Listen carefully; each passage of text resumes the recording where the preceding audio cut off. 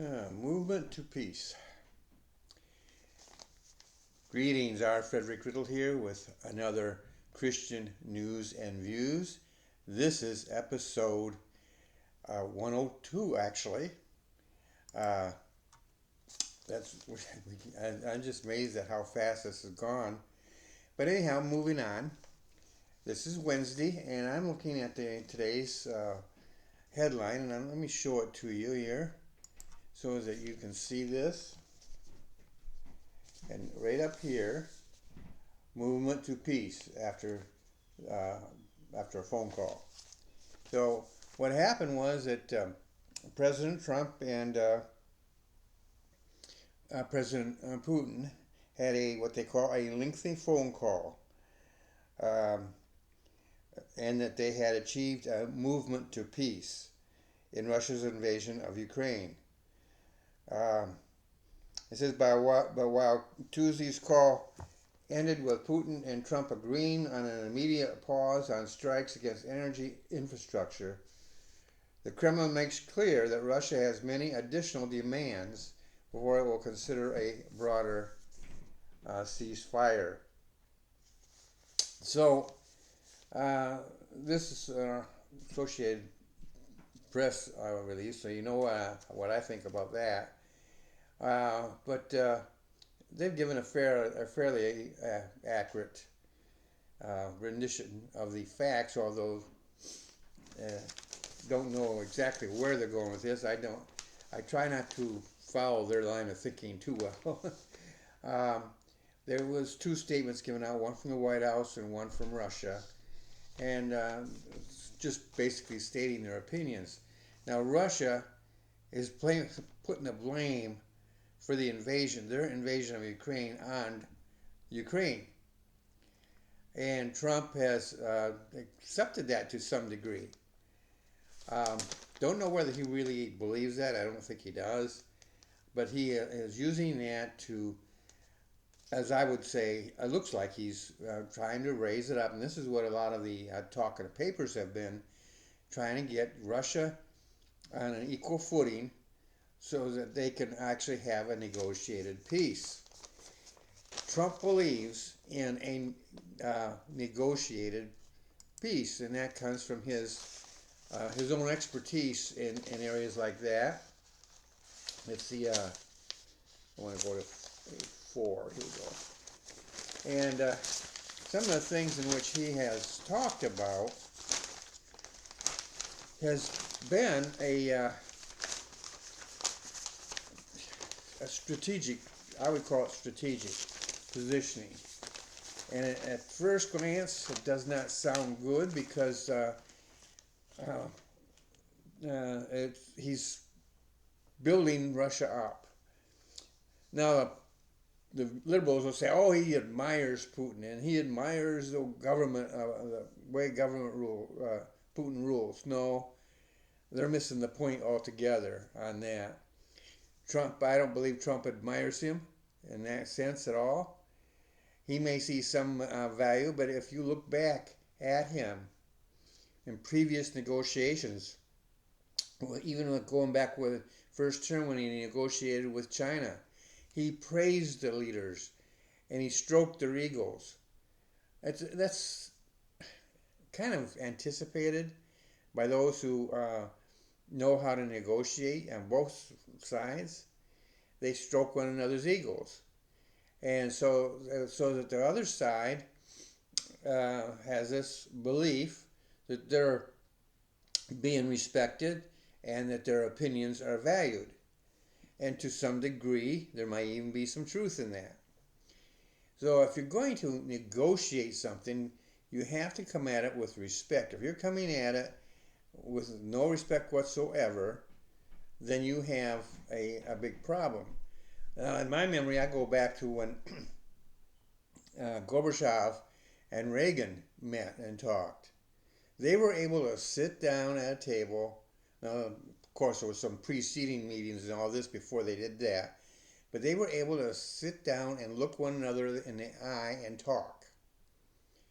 And that is what I believe Trump is trying to achieve here, is be able to sit down at a table whether it's over a phone or in person, and then thereby look one another in the eye and be able to come to some kind of a workable agreement. Now, the problem with this is that there are more parties involved in this whole thing than Trump and Putin. They can agree on whatever they want to agree. But unless the other parties come along, there's going to be a problem. And so Putin doesn't have well, he does have an ally that he has to please, and that's China and North Korea. But Trump has to talk to European Union people. He also has to talk to Zelensky of Ukraine, and they're willing to make some movements and some adjustments. But whether they're going to be the movements and adjustments that Trump and Putin are going to talk about remains to be seen. And so these are all preliminary things that are going on, including this agreement right here. And now it's supposed to result in an immediate ceasefire. We'll see if that holds. Immediate ceasefires, I think I think Putin will honor that because it serves his purpose. But long range, I don't care what kind of agreement that they come to, and I don't care if they get everybody on board and they sign an agreement, stamp it, date it, the whole thing, it's only going to last per Putin. Blurring the facts about Russia's invasion of Ukraine may get Russia to the table. But one of the things you got to remember is it also brings Putin's desire to restore the glory days of the Soviet Union forward, moves them forward. He would love to see all the nations that once belonged to the Soviet Union back in the orbit. Sometimes when you let the cat out of the bag, it's hard to get it back in. So he's got a difficult chore there. And now he's got an even more difficult chore because in spite of all the publicity about how great his army is and so forth, it has suffered some great. You wouldn't see North Korean troops or you wouldn't be seeing Russia seeking aid from China and stuff like this if their military was succeeding. Their military has been making gains lately, but mostly that's because of the aid they're getting outside of Russia. Russia is struggling right now. And so Russia benefits from a pause in the fighting. They can bring more troops. They can go back into their own country and get more, draft some more people. But that hasn't worked because what happens is they don't get proper training. So a 1 month ceasefire or a 2 month or 3 month ceasefire won't last all that long. Even if that's what they agreed to, like a 30-day pause, that's only 30 days. And so that gives both sides a chance to rearm and so forth. So it reverts back to what it was. Personally, my own personal feeling is we should give the Ukraine enough equipment and enough financial backing, if it's needed, for them to have the victory. It's true, Putin has his hand hovering over that red button. But he's got it surrounding him enough people who are honest enough.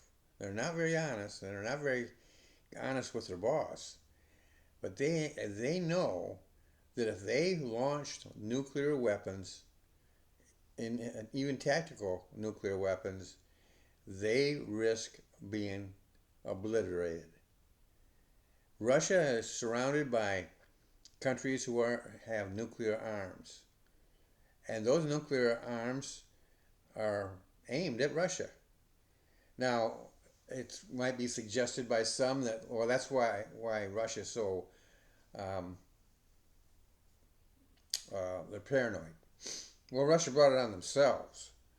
They're the ones who have been aggressive. They're the ones trying to push the borders, expand their borders all the time. They're the ones who have a proven record of being untrustworthy. So you've got to meet strength with strength. And we have enough strength to meet it. And if Trump is following Reagan's plan or way of doing things at all, then there's that chance. But see, I don't see Putin as um, Gorbachev. Uh, Gorbachev was a reasonable man. He saw the weakness that his own country had, and he knew that push come to shove, he could not win a war against the West. I'm not sure that Putin has that same realization. Um, there was no record that would even indicate that he has that understanding. Now, there is some truth here that Trump is pointing out, and that is that Trump himself has dealt with Putin in the past, and Putin has dealt honestly with him and kept his promises. But you got to remember something. These were short-term agreements. The invasion of the Ukraine took place after Trump was in power. That to me, it shows you that Trump can guarantee things while he's in power. I don't care who's the president. No president can guarantee what's going to happen after they're in power. The American politics is such that it can change overnight. And so that's a good thing and it can be a bad thing. And when you're keeping the treaties, you need to have a treaty that is not dependent upon you being in office. And with the current political divide in the United States, I don't even know if that's possible. So we're just going to, again, as I know you get tired probably of hearing me say this, but we have to sit back and watch. I have a lot of confidence in Trump that he can work something out. My confidence ends not in that, and that does not end with him being able to do that. My confidence ends on the last day of his office. The day he steps down and whoever is the next president takes place. So that'll be January 20th in what would that be? 2025. And so at that point, if there's somebody who's been elected who does not share, it could be a Republican, you know. It could be a Republican who does not quite measure up to the Trump standard. But whoever that president, whatever that president wants to do, that's going to carry the weight. Trump will have no say. He'll be an ex-president. Ex-presidents can advise. Ex-presidents can warn. There's a lot of things that ex-presidents can do, and if they have a popular following, they can even get people to write letters and stuff like that. But in the end, it's the current president who directs the direction of the government. And so we'll just have to wait and see how those things happen. So hopefully he will create an agreement that will have built into it endurance, have a lasting power, a lasting, how you say it, they're going to have an ability to monitor and to make sure that all sides keep to the agreement. And you got to be able to know, and you got to be able not just to be able to say, keep them honest, but you got to be able to determine who's actually doing the breaking. Russia has a very sophisticated system, and they can create problems that looks like somebody else did it. They're masters at that, and so you have to be able to see through that. So there's all sorts of problems that the Trump has to face, not just Trump himself, but his entire team. And so they need our prayers. As a Christian, as an American Christian, it is imperative that I and that you pray for President Trump. He needs guidance. He needs wisdom. I don't have much confidence in the particular religious advice he's getting. Uh, if you've seen my this program before, you know that I get totally against the idea of a faith office, uh, and because that's just not biblical. We want to keep government out of the church, not make it give it potential power uh, to be more involved in the church, and actually, eventually, once Trump's gone, maybe even exert itself to authority over the church. So there are certain areas that Trump and I disagree on. And part of that is because he's getting wrong advice. So that's what we need to pray. Pray that he gets the right kind of advice. There are some people out there, Christian leaders, who are giving him the right kind of advice. This all goes back, you want something comparable in the Bible? Go back after the death of Solomon.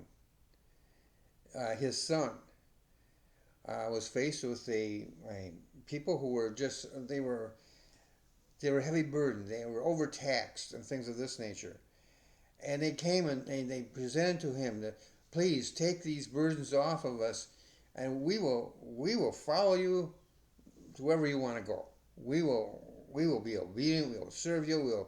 We'll do what we can to make this a great nation, if you will. And what Solomon's son did is he went to his friends, his own um, advisory board of guys who were young, like he was. And being young, they were also brash. They were also overconfident. And they said, no, don't give in to them. No, you push down harder. You put the thumb on them, and they will break. Well, they didn't break. And in fact, we ended up with a split. Israel ended up with a split kingdom. There were those who were counseling him who had counseled Solomon. And they were there to say, don't do that. You do this. You go along, you give them tax breaks and stuff like this. This is going to win their loyalty and so on and so forth. He ignored their good advice and went with the bad advice of his friends.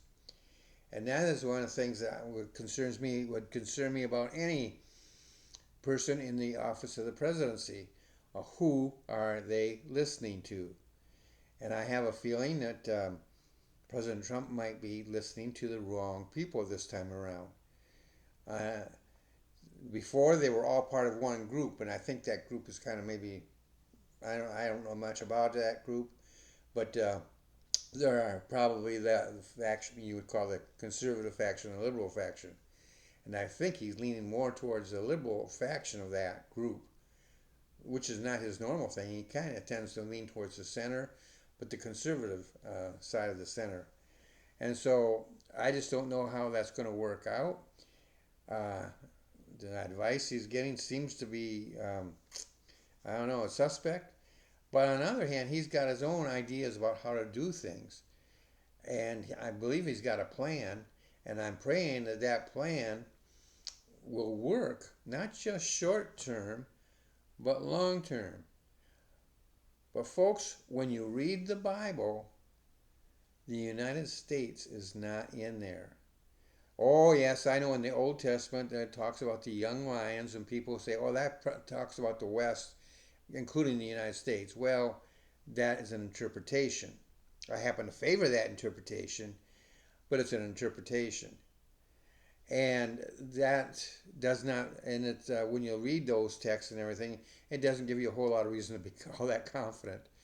Uh, so negotiated treaties are good things, but if that's all you have and you don't have any countermeasures, any way monitoring things and any way controlling things, then they're going to fail. And that's what I'm afraid is going to happen if Trump does not have a plan for monitoring Russia, making sure they keep their promise. Yeah, he's going to monitor Ukraine, but Ukraine's not the one who was the aggressor. They did not attack Russia. Russia attacked them. And so It's a thing that gets complicated, and when you and we're sitting out here in out in the wilderness almost, watching this go by, and Trump's playing like a very close, like a gambler, playing his cards real close to his chest, so nobody knows exactly what hand he holds. That could be a winning hand, but it also puts him out there on that trail, on that wire that he's walking, and it's very narrow wire, and it's waving back and forth like this, and so he's got to be balancing himself, making sure he don't fall off. So pray for him, folks. He needs your prayers. He needs all of our prayers. Now, do you enjoy this channel? Well, if you do, right here, right down below, is a place for you to subscribe to it. I try to give you my views, like I just did just now, on the news of the day.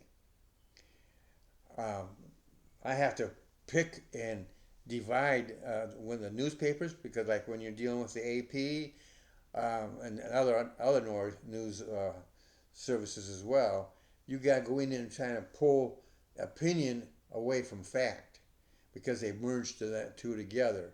And when you do that, you get a false narrative. And the modern press gives out these false narratives all the time. And so it's very difficult. You have to really study it and think about it. But then that's what I'm doing. And then I put it out there and I give you my opinion. Are you obligated to follow my opinion? No, you are not. Now, the people in the press and the people on your TV news and radio news, they have a different attitude. I can remember clearly. I don't remember who it was, but it was a woman, reporter for one of the. It might have been CBS, but I'm not sure. Who made the statement that we've got to tell the people how to understand this. We've got to tell the people how to vote. Things of this nature. No, that is not the purpose of news reporting. News reporting is you report the news to the people honestly and trust the people to use that news responsibly. That's how they did it in the old days, folks. And in fact, when I say old days, I can speak of my own childhood. Back when I was just a young man, it was starting to come. This was starting to happen, but it hadn't happened yet. And you could actually go to the opinion page and find out what they felt. Now you go to the opinion page like this, and you find things and all sorts of anti-Trump stuff. That most of it's junk. A lot of these people who are against Trump, they cite and they talk about the mandate, for instance, and they'll say, oh, it's not a mandate because of this. And I've seen I can't tell you how many people on the left have made this argument. Each one of them uses sets of data different from the others. So who's telling the truth? I say none of them. They don't understand the idea of a mandate. When you have more people and you have most of the country, you look at the map, most of the country went for Trump. Electoral college, most of the electoral college votes went for Trump. And you look at the votes, even the votes were 1 or 2 million votes, I believe it was, total nationwide. No, they say that's not a mandate. They need to go back to school and learn what a mandate really is. But that's another subject for another day, perhaps. But if you really enjoy this and hearing me talk and give my opinions on this, then I encourage you to subscribe. And what happens when you do that? Well, I have two podcasts. I have this one right here, the Christian News and Views, and then the other one is Becoming a Published Author. Is fun. I have that title because it is fun, but I give away free information that if you want to write, you want to become a published author, I give you free information you can use right now. So, and when you do that, you actually encourage me. So that I'm going to do all my power to create episodes that will inform encourage, and inspire you. And when I do that, hopefully you can take it and use it in your own life for whatever purposes you want. I hope you have a great day, and I will see you in the next episode.